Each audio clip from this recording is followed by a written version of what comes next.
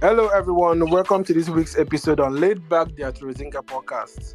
So, our topic for this week is relationship and love. And our guest for today is a researcher and a project coordinator. Hello, Sema. Welcome to the show. Hi, Arinze. Thanks for inviting me. Big woman. Make I call you as they call you. Big woman. Big madam. See, I see the shine. Hi. I don't call you big woman. I don't call you Wayo girl. Which one can they call you? Wayo Oh, girl. joy. Oh, joy. Oh, joy, Abby. No wahala. So let's delve into it already. So, my first question: what do you feel are the principles of a good relationship to start with? Hi. First of all, I think it's good to lay out disclaimer alerts. Different relationships. I mean, the relationships out there are different, and it varies through people's personalities, beliefs, values, and all those. Yeah. But at the core of it, what holds it, I believe, has to do with good communication. And if you have good communication, it's easy to overcome all of the differences in terms of the personalities and values and all of those. But alongside good communication, there has to be some level of trust. Yeah. And so if you trust, if there's a foundation of trust in a relationship, there won't be issues of jealousy, there won't be issues of suspecting people of doing things they are doing, there won't be issues of bickering, and so there would be that shared respect, I would say, between partners that would hold that relationship together. So for me, communication is really essential, because if you can talk about anything, you can overcome anything that comes in the way of a relationship. Yeah, that's true, and that leads me to, because I wanted to ask you. The next thing I wanted to ask you was, how important do you think communication is in a relationship? But no, I'm going to skip now, because you've already mentioned communication. But it's easy. This is what I'm trying to. It's easy to communicate when things are going well. Like I always tell my wife, my babe, it's easy to bring good vibes. Easy that one day easy. It's easy to bring good vibes. But when there's a problem and people need to have uncomfortable conversation, it becomes a problem, because that's where the communication. You guys really need that communication, but it becomes a problem.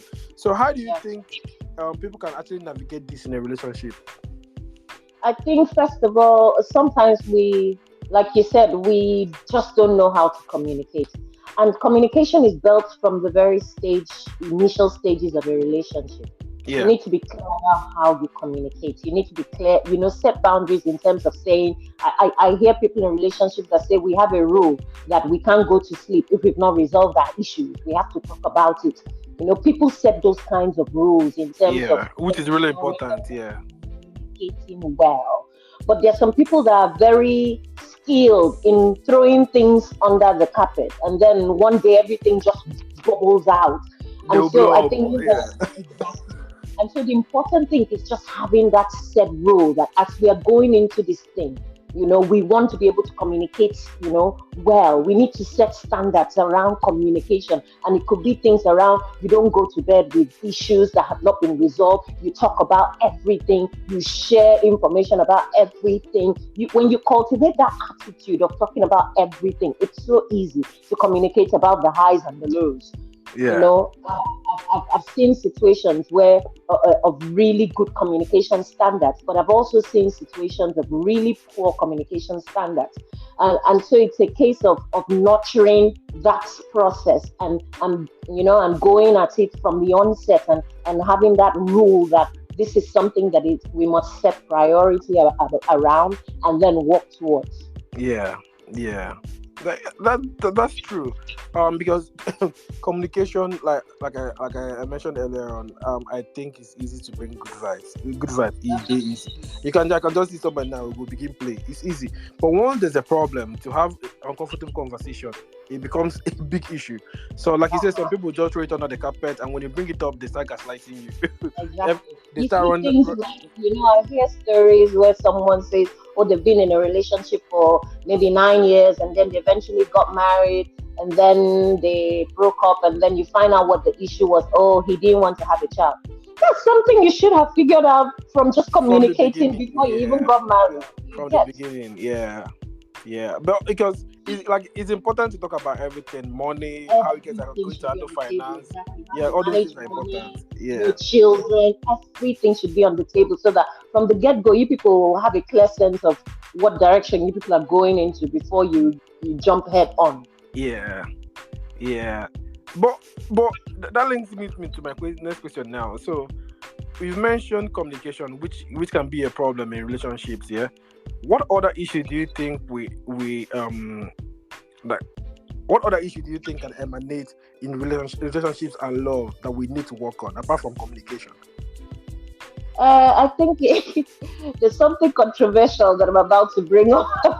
Which is make I hear. I think in this era of everybody coming up, oh, feminism, I'm a feminist, I want my independence, and blah, blah, blah, blah. What You do you have find against many that? people. I see the issue is when you get into a marriage, you sign a contract to be in one with someone. Yeah, And so there's nothing about, oh, I have to have my own independent life. There's no independent life when you get into a relationship or a marriage yeah, for one. You know, you got married and they said you've been joined as one, meaning it's one life the two of you share. And yeah. so there's so many relationships you see out there that people push for, oh, I need my own independence. I need my own space. I It need my doesn't work like own. that. Yeah, No, it doesn't work like that. I mean, in this age, everybody is trying to move in a Western age that comes up with different things about my truth, or feminism, or and all of those things. I'm not saying it's wrong to have an ideal or believe in something, but marriage is a whole different ballgame. You agree to it. You agree to be one with someone. There's nothing about you having an independent life. Whatever life you have to have, it has to be with that person without you're question. choosing Yeah. to be with. But it's good that you actually brought it up.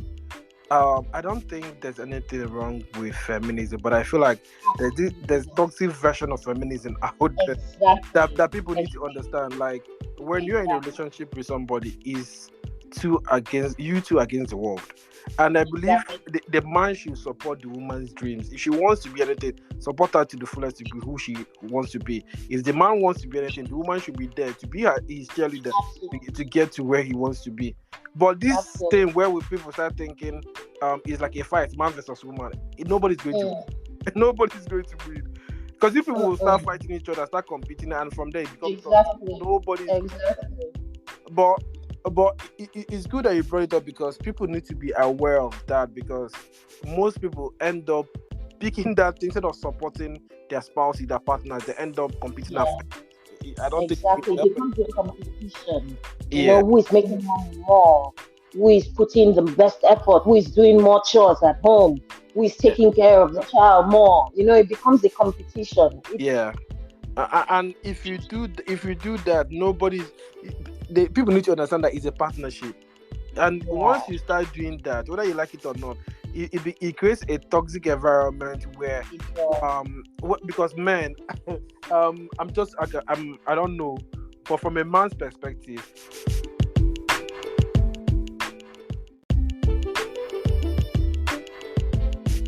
something I tell ladies all the time, from a man's perspective, men are competitive in nature.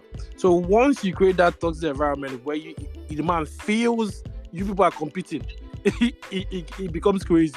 Because Exactly. men naturally are competitive in nature, and once they feel like you guys are competing for something, it becomes toxic. That Yes. support he's supposed to give you, he withdraws that support because now he feels this is somebody I'm actually competing with. This is my opponent. So Absolutely. you don't want that. You want a situation where the two people are relaxed to come and talk about, hey, this is what I want, and then you support the other person. But once the person feels like you're an opponent and you guys are competing, the person won't Yeah. open up anymore, because now they don't want to see, they don't want it to sound come off as if, okay, now the person will now feel like, oh, he or she is better than me. Exactly. Exactly.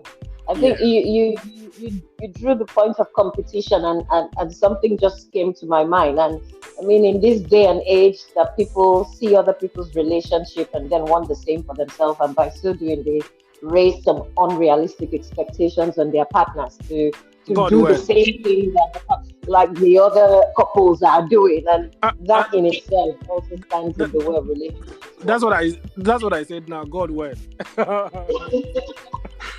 but I tell people all the time, like, relationships you see out there, people just show you what's on the best part of relationship on social media. Exactly.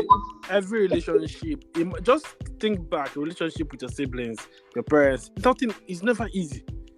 So don't expect because people are showing you they're always happy. I don't even believe in showing your relationship all the time. It to me, it's red flag to me. You can't, like, nobody's happy all the time. It is. The minute you feel like you need to show people how wonderful your relationship with you is, it just shows your insecurity and how that's how I feel about it. Maybe I'm wrong, but that's how I feel about it. Because I feel like if you guys are happy, there's something I learned from a wise man when I was younger. He told me that if you are really happy, you don't have to show people all the time that you're happy. You're just happy. Exactly. People naturally see it because it will exude from you. Yeah. I mean, you go somewhere and you're just shining, literally. Yeah. Somebody will figure out this guy is having fun, or this guy is enjoying his marriage or his relationship. Yeah. Or when you're trying to push too many contents on social media to show how happy you are, it's finished. Why are you saying that? Why can't you be? It's the first thing that came to my mouth. Fair. But let me take you back to the Godwin thing and admiring other people's relationships. Yeah. But just think about it. Is there any celebrity couple you admire? Any? And if there's any, why? To be honest, no. Because I realize that when we look, it's not bad to see some people and just admire them and like what you see, but I don't like what I see for myself, because I know in itself, like you said earlier, that all that glitters is not gold. As much as beautiful as it may look on screen, you don't know what's going on behind the doors. And so my job is just to make sure that I'm doing all I can to make sure that I'm having a good relationship and it works for me. Because at the end of the day, it's for my own peace of mind and it's for my own happiness, not for any other. I can see and admire, but I do not want for myself. I do not want to emulate. I do not want it for myself. I think I'm with you on that. I don't really think I've ever seen. Maybe I'm a hater. I don't have those percentages. But I don't think I've ever seen a relationship that said, "Oh, I wish my relationship was like." I won't lie. I don't think it's ever happened to me. Never. Because I believe from the get-go you set the pace of your relationship. But it also depends on the person you are with. If the person, if you guys are in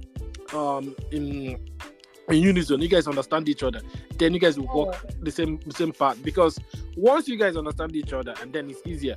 But only you can set the pace of your relationship. If you have if you guys have good communication, everything is good. I'm not saying there won't be problems. There will always be problems. Yeah, but that's the thing. People go into relationships or marriages thinking it's going to be all rosy, and that's a lie. And good times. Like life, there will always be issues. And that's what people don't prepare for. People just, when the going gets tough, that's when they start, dragging. Now that it's so easy. People, before, divorce used to be silent word or abomination to even mention. Now it's so easy that if it's not working, the first thing, let's separate. Before you know it, they don't divorce. But that's the thing. People need to go into relationship knowing that there will be issues. It will surely come. No, but I think you're right, because most people, I think they believe in the rosy feeling. Everything's going to be lovey-dovey. But advice I would give them today is always ask whoever you're with, your partner, if they are angry or if they are not, if they are uncomfortable. how would they want you to navigate it is important, because those feelings will come. the anger, being uncomfortable, things are not going the way they want. So you need to know and talk about it and ask the person on time, how do you want us to navigate? Do you want me to give you space so we'll talk about it later? Do you want me? Because if you think it's all going to be butterflies, it's not going to be like that all the time. Never going to be. And that's the thing people miss out of building on during the dating phase. Yeah. Because by the time you now get married, you're bombarded with so many things at one time, and you're like, whoa, I didn't know it was like this. Whoa, I didn't know this. Whoa. Like, those are the things you should have been building on in the dating phase. Yeah, that's true. That's true. But for you have a point, and a lot of the thing is we're older now, but the younger generation, when we're in our early 20s, to be fair, it was all about vibes. it was all about vibes. Oh, this person is good vibes, and we just continue. Go out, have drinks. Where did you go to? Oh, we went to this place, we had this meal. Oh, and then we went swimming, and then we walked in the park. And all those, flamboyant things where they fly our head when you're younger. But when you're older, you know what's important. Yeah.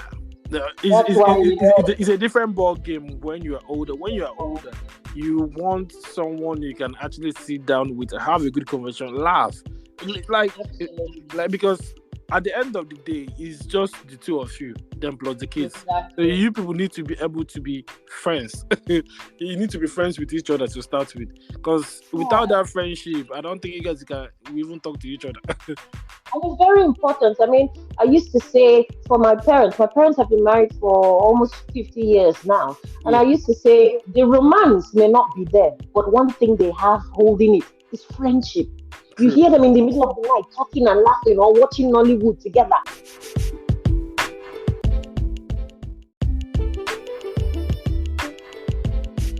That friendship is really, really, really important because at the end of the day, it's two of you. And even at the end of the day, you have kids, but at the end of the kids will grow up and still leave you guys. Yeah. They'll still go and leave you guys. So at the end of that friendship is really, really, very really important. But still, there's something I want to talk about that people tend to miss out on. What do you think is the role of relationships and love in our lives, like in relation to our careers? Because I feel like if you are not happy, it may affect your work life. And if you are sad, if you are happy, it will also show in your work. So what do you think?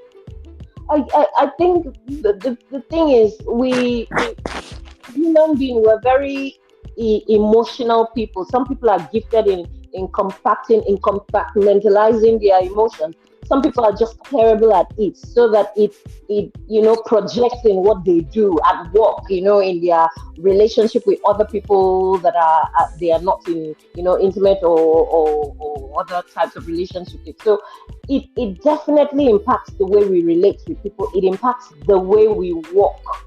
Yeah. And that's what people think, that there's a difference between. I know there's some level of a difference between an intimate relationship in terms of a partnership with a guy and a girl with other platonic relationships, and that's the difference, which will be the flimsy thing of that level of intimacy you have with that person. But beyond that, it's literally the same things you need to keep a relationship to work that applies to every other relationship you have at the workplace, outside the workplace, acquaintances. It's still communication.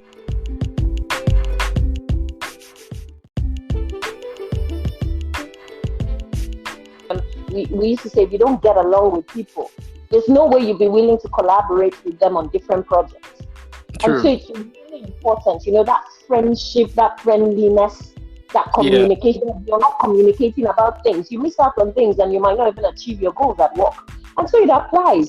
And that's what people don't understand. What happens to you internally, which would be your intimate relationship with someone in the four walls of your home, eventually it seeps into your outer life, which is your work and every other thing that applies to you. So it's all interconnected, and we can't avoid it. And people, it's so easy to see someone that is not happy in a relationship. It exudes in the way you carry yourself, in the way you talk to people, in the way you treat people. in the way you value things. It exudes. People hear you and say, this person is having a tough time. Yeah. It's very interconnected. Yeah, yeah. Because I notice like when you are angry about something, you may think you are so tough that you're actually keeping everything in. But Yeah, when you start lashing out, people can tell that hey, there's something going on. exactly. There's There's a something going. saying they used to say, is it hot people, hot people? Yeah, And that's the truth. When you're a very bitter person, you want to lash out on other people to make to relieve yourself of that bitterness by transferring it into someone else. yeah, And if you're happy, it's the same thing. yeah, You rub off on other people as well. yeah, And so that's why it's so easy for people to pick out people that are happy in their marriages or relationships and people that are not, because you just can't hide it. yeah, It just shows up somehow. yeah. And like you One said, day you wake up and drink. and like you said, truly, it will affect your work as well because Absolutely. if you cannot get along with people, like you said, you miss out on a lot of promotions because people will not be happy to collaborate with you, even Exactly. even if you think it does not show off, like it does not come out in the open outwardly, one word the other, it shows, and it will affect Yeah, how you move forward in life. absolutely. Yeah, you're right about that. But now, make I ask you one question now. I know, say, we've been talking about love, but what's the difference between love and crush? But wait, who be your first crush? Let's start from there. There's no first crush. I cross over different people, strange people, normal people, um, all walks of life. And so there's no one crush. And my crush is very flimsy. It could be very momentary. Maybe how someone looks or how someone reacted into a situation or how someone fought or how someone dressed. It's very flimsy. So I don't really hold sway to what I call crush. It's just flimsy and momentary emotions you apply to either someone, how they look, what they did, how they behave, how they dress, which doesn't add value in any way. So Yeah, I don't really pay much attention to crush because I crush everybody. you know that's a very diplomatic answer. It's It very is, flimsy. but It's flickering. It could be this one this day. It could be that one next no, day. but growing up, there must be this celebrity or whatever that you had a crush on that you say, oh, I like this. No, really, seriously, I just used to crush on different people for real. I Oh, never had one specific person that I'll carry picture and lie down on bed and be fantasizing. Ah, yeah, no.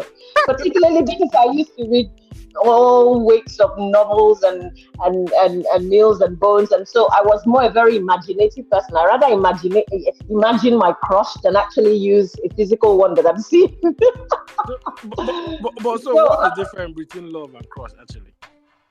number one, like I said, crush is flickering, it's flimsy, it doesn't hold sway because the other person is walking around living their life, they don't even know who you are. So what's the point of you crushing about somebody that doesn't even know you exist in this world?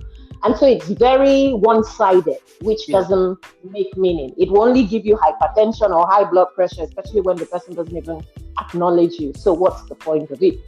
yeah, But love is more meaningful. Love is a decision. I hate to burst people's bubbles because people have very tainted ways of, I, idolizing the word love. Because when you say love, everybody's thinking of hearts and butterflies in the tummy. And, oh, yes, he said, I love you. But the truth of the matter is, love is actually a decision. A decision true,